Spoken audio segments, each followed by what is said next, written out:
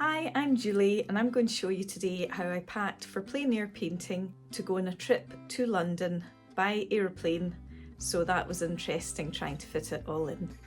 So here's the enormous suitcase that I bought. So travelling through London with this was a bit of a beast, but it was necessary to get all my art stuff there. And I can tell you it measures approximately 82 centimetres tall by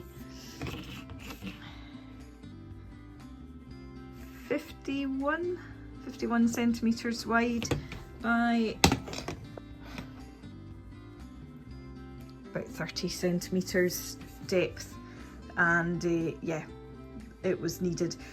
I also, just to reinforce the wheels, I bought these wee rubber things that go round the outside of the wheels, just because I knew I'd be taking it across gravel. And I actually bought a 16 pack of them, and I did lose a couple, so worthwhile noting. So this is the chair I bought to go in this massive case. I have to say that I was very comfortable on the day having this big chair, and a lot of people chose to stand, and it's a long time to stand for 4 hours and paint, because you've got about an hour and a half before you actually do any painting at all. And then you've got lunch in between. If you've no chair with you, then you've only got the ground to sit on, so definitely a worthwhile investment buying this chair. I also took these 2 umbrellas, which it was such a gorgeous day. I think people thought it was really funny that I'd brought 2 of these umbrellas with me, but they're not big. They come apart so you can fit them in the case. And it was definitely worthwhile having 2, because it was actually a very hot day when I was there. And so I used one to cover my painting so that it wouldn't, I could actually see it properly, and one to shade me from the heat. So people ended up being envious of me having the 2 umbrellas. This chair's really handy because you've got 2 pockets to this side, which I actually put a bottle of Diet Coke in the bottle pocket there, and then had wipes for wiping paint off my fingers, and a bit of kitchen roll on the left side, and then on this side I had my paint pot with my palette. I actually I couldn't find something to fit all my paints in. I was looking for an artist's thing to hang there, and I couldn't find anything, and noticed, because my daughter's really into painting her nails at the moment, that you can actually buy a nail varnish holder for the back of your door. It's actually really long, but I just took a pair of scissors to it and thought 2 rows for nail varnish, well, 2 rows for paint would be enough. And then I noticed in my table that there's these wee hooks there just to fold the table up, and I thought, oh, I'll just punch a couple of holes in this thing to hang up all my paints. And that was, again, really handy to take, to have that with me, because normally I keep my paints in a box, a wooden box, and of course you've got to watch the weight when you're flying. So it was much handier just having that to sit all my paints in.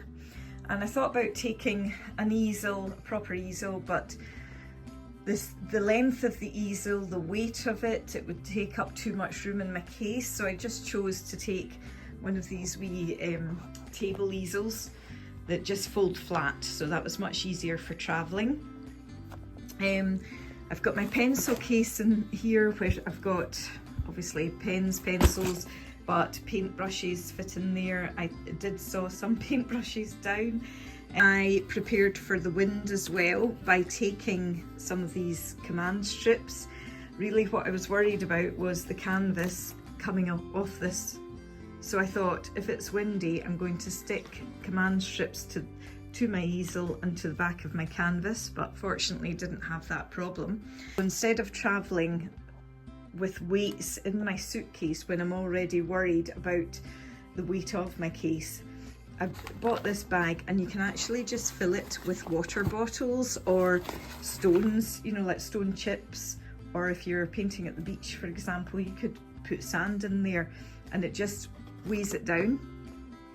Then I live in Scotland, so I'm always very worried about what weather we're going to have, and it can be quite extreme. So I also had this piece of Velcro strap just holding my easel to the table, but you probably don't need both. And these are clips to be able to carry a painting that's made with oil. It could be very messy getting it home, but wait and I'll show you how I actually wrapped that up. So here you are, I've attached the clips to my canvas, and what you can see here is if this canvas was wet, it's sitting against another canvas which is keeping it about 1 centimetre apart, and means that the two won't touch each other. They're pretty robust. If I try and squeeze that together, it would really take some squashing together. And I know you can get lovely leather or canvas satchels to put your boards in, but as I was worried about the weight of my case, I actually just had this cardboard folder thing lying about. So I just popped them in there, and that kept them dry. This camping table measures 60 by 60, and I really didn't want to go any smaller because, well, tricky enough to fit all my paints and everything on this table, let alone a smaller one. But this one is great because it folds in the middle, so I can get it in my suitcase, no problem at all. This is the Sunny Feel camping chair, and wait till you see how easily it folds up. It's brilliant. This is how small it is, and actually it's got a handle, but it also comes with a bag.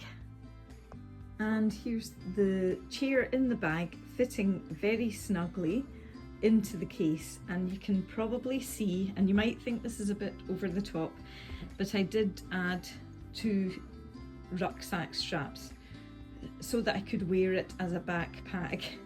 And you might think that's a bit nuts, but I'm a 5'3" woman, and my case was measuring 23 kilograms, and I knew I had to get up and down maybe a flight of stairs or 2. I had to get across London, on and off public transport. I wasn't sure I'd be able to lift my case. And then at the actual venue, there was loads of gravel to pull my case across, and I was worried about the wheels coming off. So I thought, okay, that chair actually weighs almost 1 stone in weight. So I thought, if I can buy backpack straps, and if I'm struggling, wear the chair on my back, and then I can pull the case and the case will be a lot lighter.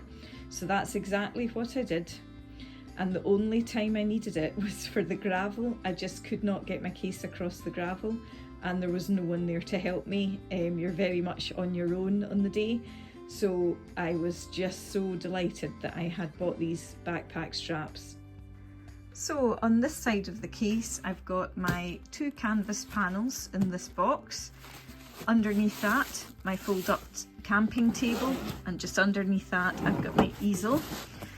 And then this zips up, and that will zip up, no problem. I've got my spare wheel covers. On this side, I've got my chair, and that gives me this space and a bit more space on this side to pack my waterproofs, my paints, my paint pot, my wipes, my stuff. So I hope that's helped you get organised if you're planning to plein air paint abroad or take a flight somewhere to do some plein air painting. It's not something that I've ever done before, but I wholly enjoyed the experience, and I highly recommend, if you're thinking about applying for Landscape Artist of the Year, that you do it. I was just a wild card, but I absolutely loved the experience. Bye for now.